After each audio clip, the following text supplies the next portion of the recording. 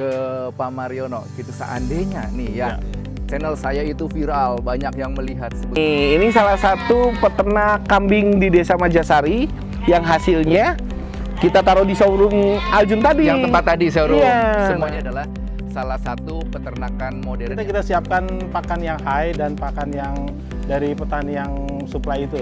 Kulit kacang hijau karena itu bisa bertahan sampai dengan setahun ke depan gitu.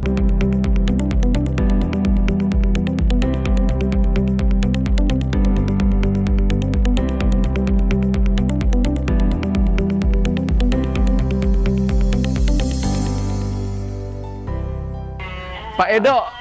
Nah, ini kita sekarang berada di mana nih? Nih, ini salah satu peternak kambing di Desa Majasari yang hasilnya kita taruh di showroom Aljun tadi. Yang tempat tadi showroom. Iya. Semuanya diternakannya di sini ya. Ayo Pak, cerita ini salah satunya. Assalamualaikum.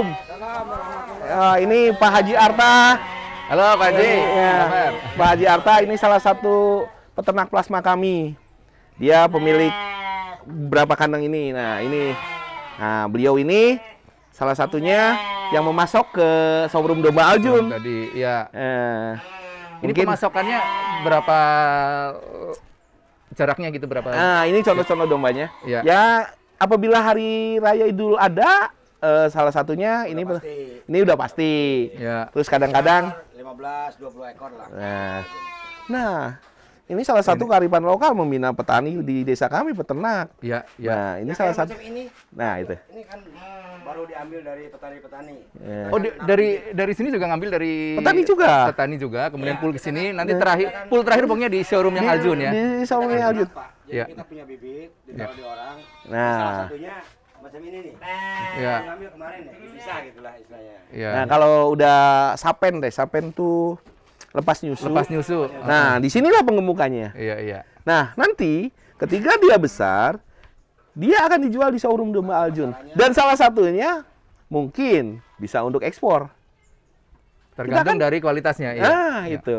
Nah, ini salah satu peternak di Majasari yang luar biasa. Ya. Pak Haji Arta namanya. Pak Haji Arta ya. Ya, selain beliau beternak juga, dia bos travel. Oh, travel juga. Iya, jadi tidak semua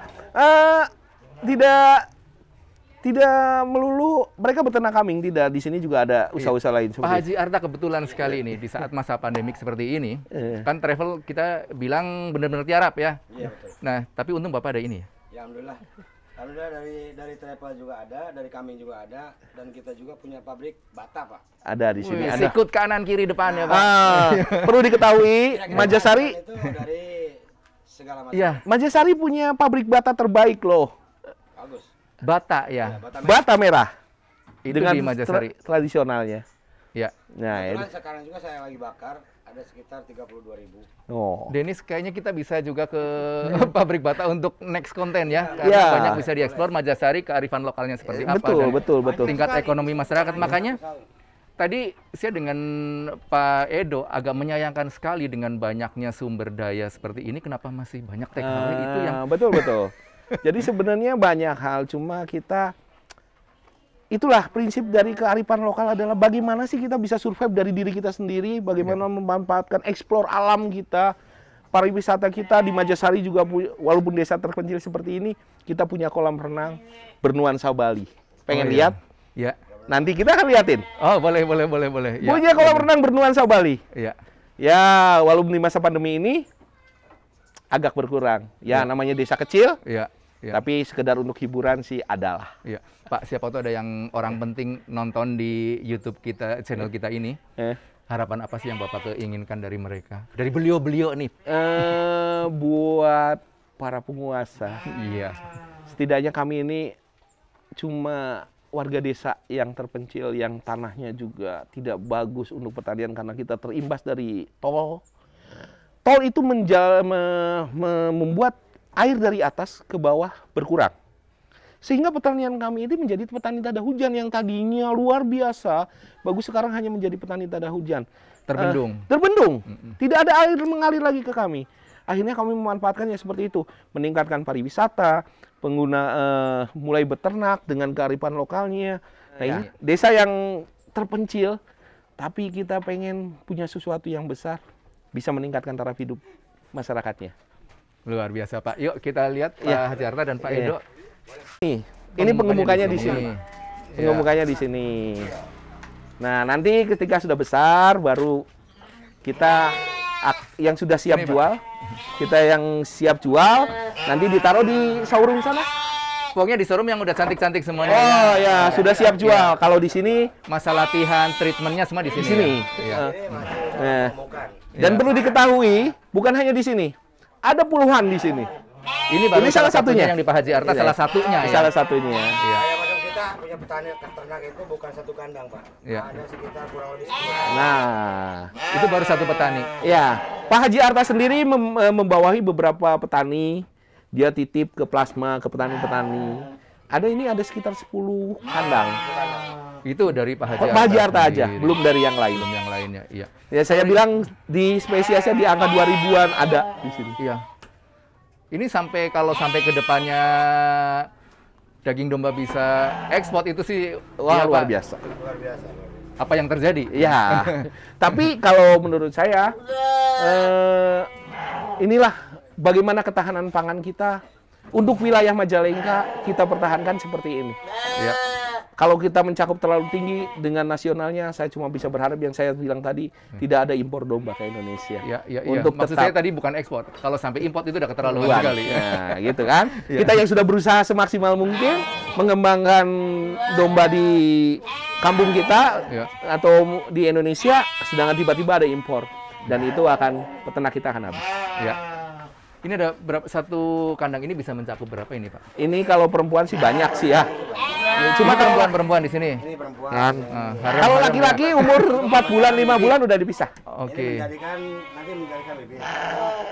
Mungkin kurang lebih setahun nanti kita kawinin. Ya. Jadi, lebaran lagi pembayaran. Biasanya tuh bisa tambah banyak lagi gitu. Rata-rata satu induk itu bisa menghasilkan berapa? 2 ekor. 2 ekor ya. Ini kayak macam ini, Pak. Ini Ya. 2 ekor, Pak. Ini udah mau dikawinin, Pak.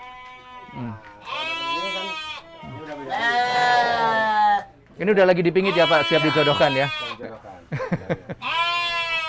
Nah, ini yang tradisional ya. Ya. Kita bakal ke tempat sahabat Aljun yang sudah modern. Mari kita ke sana. Oke. Ya. Thank you. Pak Hajarta, terima kasih.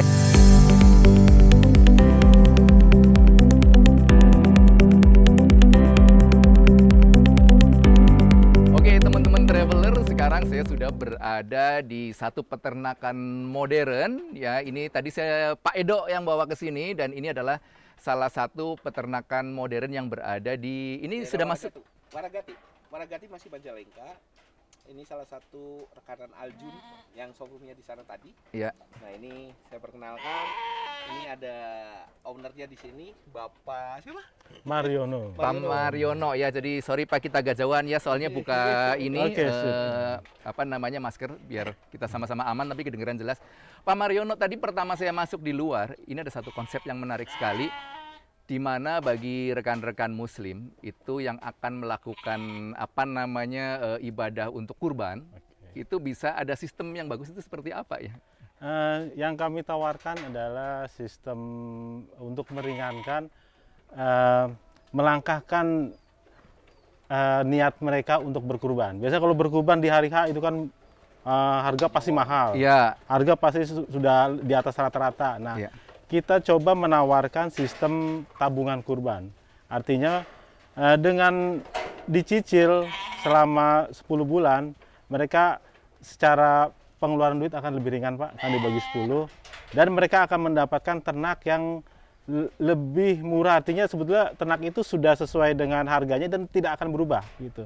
Di akhir pas di hari H 2 minggu atau seminggu sebelum kurbannya. Istilahnya pas cair ya Pas tabungannya cair, betul. gitu untuk mengambil hewan kurbannya. Jadi Iya. misalnya saya begini, untuk kurban tahun depan misalnya kan, ini udah terhitung 10 bulan dari sekarang. Kemudian harganya berarti ngikutin harga yang sekarang. Harga yang dari sekarang ini, yang dari akad kita, harga mereka memilih dengan berat antara 28 atau 30, atau ada lagi ada berapa tipe yang kita tawarkan sebetulnya. Tapi yang paling ringan kita mulai dengan berat 28 sampai dengan 30 kilo.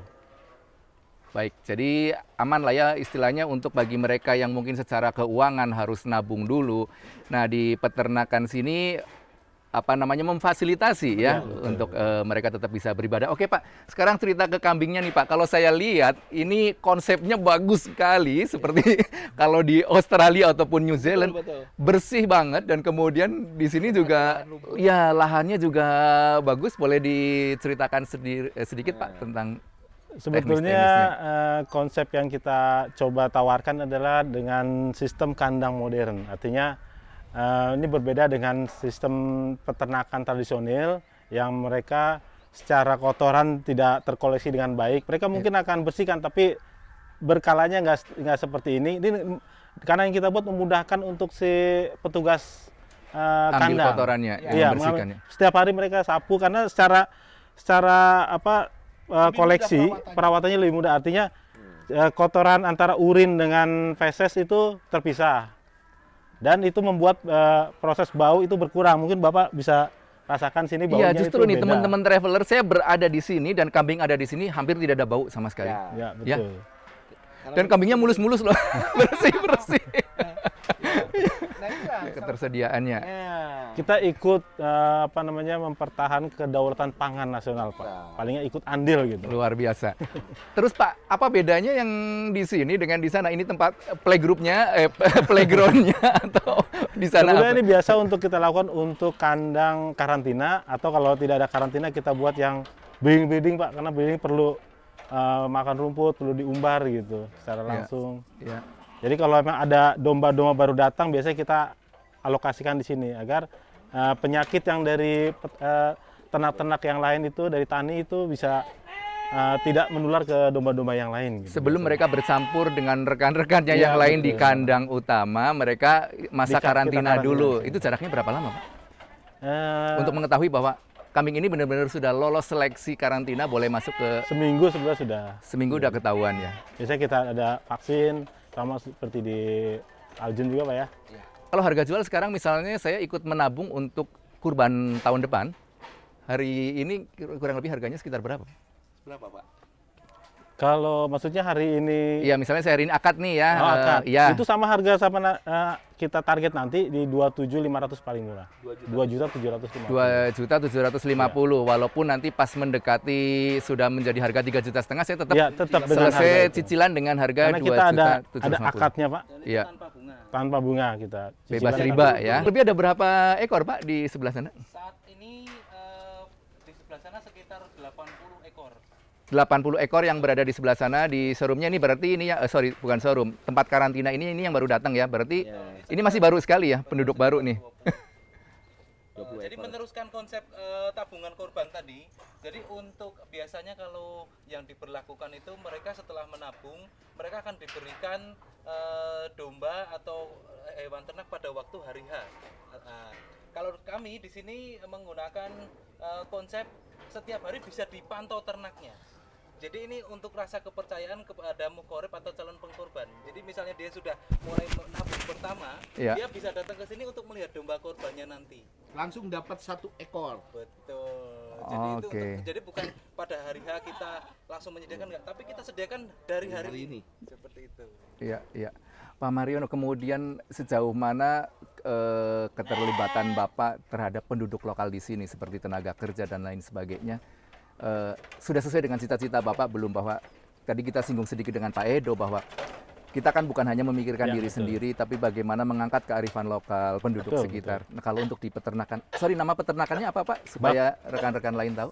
Peternakan kami bernama Bakti Limar Farm. Saat ini kami juga selain membawa ahli-ahli atau yang sudah biasa berternak seperti manajer kami juga memberdayakan penduduk lokal di sini. Artinya mereka juga ada beberapa kita libatkan untuk ikut berternak dan ikut belajar di sini, Pak. Artinya selama ini mereka yang tahu hanya ternak secara tradisional harus ngarit gitu, begitu ada rumput habis mereka bingung gitu. Nah, kita buat kita kasih edukasi bahwa ada ternak tanpa ngarit kalau mereka mau mengikuti belajar. Dan apa itu pakannya supaya tidak ngarit? Kami untuk penduduk sekitar ada berapa limbah dari penduduk sekitar, yaitu kulit kacang hijau, Pak. Ya. selama Saya ini bilang Yang tadi, iya. Ini selama termasuk di Iya, wilayah termasuk di sini. persawahan sini. Iya. Ini semuanya iya betul. apa pertanian kacang hijau ya? Iya, Biasanya dibuang. Tapi Dibuang. sekarang dengan adanya peternakan ini, kita tampung, kita beli, Pak. Kita tampung dan mereka pun dapat duit ya. Iya, betul. Yang tadinya dibuang Sekarang bisa jadi menghasilkan uang dan ya berguna untuk semua, pasti paling tidak Betul. mengangkat perekonomian sekitar lah Betul. ya. Dan mereka itu juga ternyata baru tahu. Selama ini nggak tahu tuh kulit kacang itu bisa Ada digunakan. manfaatnya, ada manfaatnya. buat peternakan. Sebagian gitu. mereka kan berternak juga, Pak. Nah, Iya. mereka sudah mulai itu. Kulit kacang hijau mereka berikan kepada ternak-ternak mereka gitu. Ya. Kemudian yang menarik sekali Bapak bahwa penduduk sekitar sini kalau mau belajar kan silakan saja datang ke sini. Nah setelah mereka buat dan untuk bikin sendiri pun boleh ya Pak, dan itu Iya, betul. ada charge nggak? Maksudnya pembiayaan dari Bapak kenakan untuk biaya pendidikan atau bagaimana? Tidak ada sama sekali. Asal mereka mau asal ikut. mereka mau. Jadi seperti yang Bapak Pak ini bilang di sini semua itu serba kita ada edukasi dan bagaimana kita pengembangan, pengamanan, terah domba priangan dan domba Garut tetap ada. Iya. Edukasinya seperti itu dan ini kita dapatnya dari apa? Kalaupun mereka belajar di sini, kami dapatnya apa? Hasil mereka kita tampung untuk jual di sini. Iya, Betul. ya, jadi istilahnya memberikan kailnya ya. Kita kasih mereka pendidikan, mereka pun bisa beternak sendiri. Nanti hasilnya juga bisa ditampung gitu ya, Ya, betul. untuk dipasarkan. Ini berarti semua biaya mandiri semua ya Pak. Mandiri semua. Belum ada bantuan dari yang lain. Nah, Tadi itu. ke Pak Edo kan sudah tanya nih ya, Hmm. ke Pak Mariono, gitu seandainya nih ya, Ya. channel saya itu viral, banyak yang melihat, sebetulnya harapan-harapan apa yang Bapak inginkan? Harapan saya sih sebetulnya agar orang-orang tergugah juga Pak seperti kami. Ya. Ikut selama ini kan banyak pakan itu kita harus impor. Nah, itu Ya. sangat memprihatinkan. Ya. Nah, itulah sebenarnya salah satu cita-cita saya berternak itu ingin agar kita ini mandiri secara pakan, Pak. Ya. Karena domba ini kan setiap hari pasti dikonsumsi, buat Ya. dikonsumsi habis gitu. Ya. Tidak seperti kita beli sepatu, mungkin setahun lagi kita Diproduksi lagi, iya, baru ganti. baru ganti. Ini Ya. kan sekali potong dikonsumsi habis. Nah, Ya. itu pasti kebutuhan protein dari domba ini pasti sangat dibutuhkan dan meningkat terus. Ya. Kebutuhan manusia juga bertambah, ya kan? Ya. Terus seperti akikah. Akikah setiap tahun manusia ada aja yang lahir. Betul, apalagi nanti setelah corona yang Oh, kelahiran iya, lebih banyak lagi. Akikah setiap hari ada yang lahir kan, Iya. Pak? Ya kotoran ya, kalau Iya. ini ibu ya, jadi ya Ya. owner di sini juga. Ya secara koleksi, Ya. jadi kotoran langsung turun Pak ke sini. Ya. Petugas kami langsung bisa bersihkan dan kering ini Pak. Ya. Terus untuk urin langsung terpisah Pak. Urin Ke pasti bawah. ke sana. Oh iya, Ada saluran khusus urin, dia ada di bawah, ada untuk langsung meluncur ke tempat penampungan di sana. Dan urin itu juga bisa buat pupuk Pak. Iya, justru saya mau tanya nih. Nah, kotoran-kotoran ini pemanfaatannya seperti apa, Pak? Urin itu biasanya ada permintaan dari petani-petani sayuran gitu, dan itu menjadikan Organik, sayuran pupuk itu organik, iya. betul, pupuk organik. Dan kalau yang kotoran ini, yang fesesnya itu kita masih tampung, dan itu apalagi petani sekarang ini adalah kesulitan untuk pupuknya karena Iya. saya dengar subsidi dicabut. Nah, itu juga peluang untuk petani Iya. untuk agar mendapatkan pupuk lebih murah. Nah, Ya. mereka bisa gunakan pupuk-pupuk dari kotoran domba ini, Pak. Ini berapa kali diangkut, Pak? Untuk kotoran ini juga termasuk dijual ya, Pak? Bukan berarti mereka mendapatkan Kalau secara sedikit silakan ambil, kalau mau sekarungan silakan dibayar. kalau memang kotoran-kotoran ini mereka perlukan Iya, betul. sedikit ya silakan lah ya, Silakan ambil ya. sendiri gitu. Istilahnya semampunya orang angkat Iya, berapa betul. sih ya, tapi kalau sampai bawa kendaraan ngangkut ya beli ya. Kita berapa domba-domba yang sedang kita breeding, Pak, untuk proses breeding? Ini breeding. Nah, ini Garut nih. Breeding Garut ini. Iya. Tapi termasuknya domba sayur sebetulnya. Enggak, beda. Oh, beda ya, beda. Yang saya bilang tadi di Aljun bahwa Ya. kalau Garut ada 3 pemasaran. Beda dengan sayur hanya Iya. akikah, kurban dan daging. Iya. Kalau Garut mungkin dapatin satu bibit yang bagus bisa buat tangkas. Nah, ini Yang tadi Ini juga hasil lagi ya, kerjasama teman-teman. sama Aljun, Pak. Iya, Kita dapat supply dari Aljun dari Farm. Aljun. Nah, ini Nah, ini priangan nih. Ini priangan. Yang tadi ini. Ini kita proyeksi untuk kurban nanti, Pak. Nah, ini priangan. Ya. Ini Garut nih, campur sama Garut. Nah, ini anakan Garut. Sebagian. Bedanya tradisional sama modern? Tradisional itu biasanya secara Susah, udah. kotoran Tanggung, mereka tampung tidak seperti kita, mereka langsung jatuh ke bawah, Pak. Dan biasanya pembersihan juga agak lama, perlu proses. Dan biasanya lebih bau, Pak, dari lingkungan kandang ini gitu.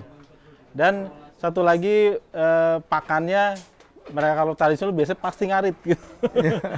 Kalau kita siapkan pakan yang high dan pakan yang dari petani yang supply itu. Kulit kacang hijau karena itu bisa bertahan sampai dengan setahun ke depan gitu. Karena secara perawatan lebih mudah pasti, Pak. Dan anak kandang tidak ada beban banyak untuk membersihkan setiap harinya. Artinya dia mudah dengan hanya beberapa jam, setengah jam kotoran sudah terkoleksi. Artinya posisi kebersihan kandang sudah dapat terjaga. Gitu. Ide ini muncul dari mana, Pak?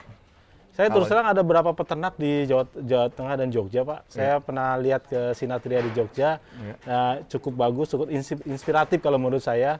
Nah, itu juga inspirasi saya beternak dari sana. Ya, ini muncul karena melihat langsung sebagai praktisi, atau memang background pendidikan Bapak dari peternakan juga? Kalau background pendidikan terus terang belum, tidak. Tidak ya, berarti benar-benar karena terinspirasi, kemudian mencintai dunia peternakan, kemudian lihat langsung dan diadop, dan jadilah seperti ini. Seperti ini, betul. Oke, ya.